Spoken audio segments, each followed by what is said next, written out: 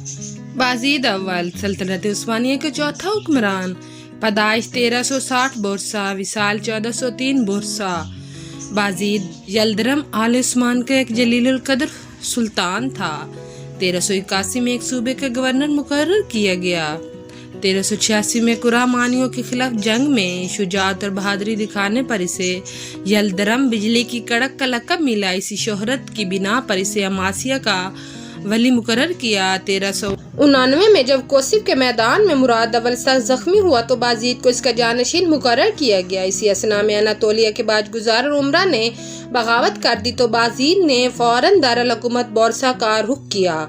Serbia वालों ने सुलह कर ली और सरदार लाजार जो कि मुराद अव्वल के साथ जंग में मारा गया था की बेटी ओलिवरा की शादी बाजीद से कर दी। नीज सर्बिया वालों ने एक इमदादी फौज भेजने का भी वादा किया।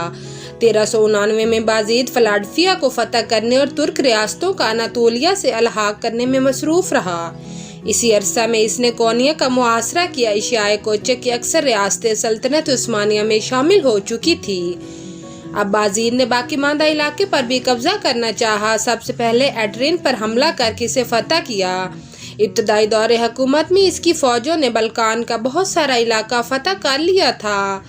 इन फतुहात के बाद इसने दरे दानियाल को अबूर किया और अर्दना चला गया। 7 माह के मुहासरे के बाद वली कुस्तुनतुनिया को सुलह पर मजबूर कर दिया। इसके बाद इसने वलाचिया रोमानिया का रुख किया और इसे भी अपने बाज़गुज़ार बना लिया। 1393 में बाजीद ने अपने बड़े लड़के को बल्गारिया रवाना किया। बल्गारिया का जनूबी हिस्सा मुराद अव्वल के वक्त से सल्तनत उस्मानिया के तहत चल रहा था। बाजीद ने शुमाली हिस्सा पर भी अपना कब्जा जमाना चाहा। शाह सोलोमन ने मुकाबला किया लेकिन 3 हफ्ते के मुहासरे के बाद जुलाई 1393 में बाजीद बल्गारिया पर काबिज हो गया। पूरे इलाके में उस्मानियों का तसल्लुत हो गया था। अप्रैल 1394 में इसने सोलोनिका पर हमला किया। अब सिर्फ कैतमोनी सल्तनत बाकी थी जहां दीगर मुफ्तूहा रियासतों के उमरा जाकर पनाह लिया करते थे। बाजीद ने इस पर भी हमला किया और अनातोलिया की इस आखिरी रियासत को भी अपनी सल्तनत में शामिल कर लिया। 1395 में इसने हंगरी पर हमला किया। बाजीद की इस फतवाहत में हंगरी और वेनिस को एक इत्तेहादी मुआहिदा तय करने और यूरोप में तुर्कों के खिलाफ एक मजहबी जंग लड़ने पर मजबूर कर दिया। सुनाते 1396 में जब बाजीद कुस्तुनतुनिया फतह करने की मुहिम में मशगूल था तो सलीबियों ने निकोपोलिस का मुहासरा कर लिया। बाजीद फौरन इसकी तरफ मुतवज्जो हुआ और 25 सितंबर 1396 को इन्हें इबरतनाक शिकस्त दी। इसके बाद बाजीद अनातोलिया की तरफ लौटा और अक्चाई के मैदान में 1397 में कुरमान ओगलों को शिकस्त देकर कत्ल कर दिया। चुनाचा इस इलाके को भी कोनिया में शामिल कर दिया गया। इस जंग के बाद बाज़ फौजी अफसरों ने एशियाई कोचे के मशरक में फतुहात का सिलसिला शुरू कर दिया था। इस तरह सल्तनत उस्मानिया की सरहद जारिया तक जा पहुंची जहां तक तैमूर लिंग की हुकूमत पहले ही इन इलाकों में कायम हो चुकी थी। अब दोनों सल्तनतों के हम सरहद हो जाने की वजह से इनके दरमियान तसादब नागुज़ीर था। तैमूर लिंग के बाद बाजीद ही की सल्तनत इस वक्त दुनिया की सबसे बड़ी और ताकतवर सल्तनत थी। बाजीद ने अपनी ताकत के नशे में तैमूर की कुव्वत का सही अंदाज़ा ना किया और सरहदी झगड़ों के अलावा एक दूसरे के बागियों को अपने यहाँ पनाह देने से दोनों एक दूसरे की मुखालफत पर कमर बस्ता हो गए। आखिरकार नौबत जंग तक पहुँच गई।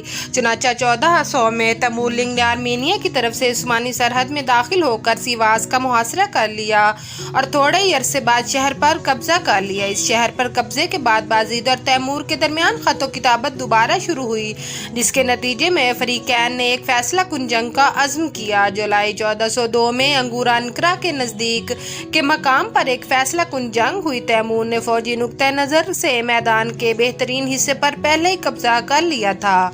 इसके अलावा तैमूर ने बाजीद की फौज का एक हिस्सा इससे तोड़कर अपने साथ मिला लिया। जंग शुरू हुई तो तैमूर की फौज काबिलियत और इसकी फौज की अक्सरियत के सामने बाजीद की तमाम कोशिशें बेकार साबित हुईं।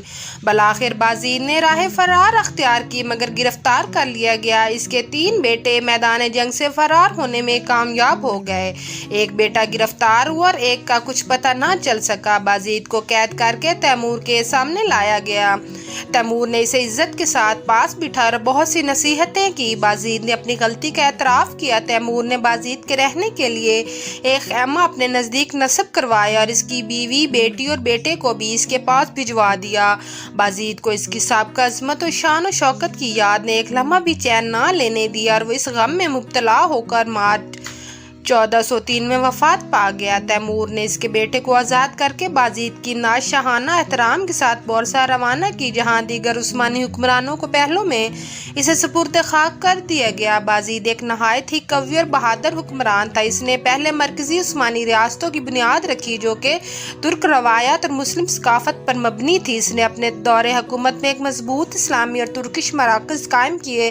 تو فرینڈز، اگر آپ کو میری تحریر اچھی لگی تو پلیز میرے چینل کو سبسکرائب کر دیں۔ اللہ حافظ۔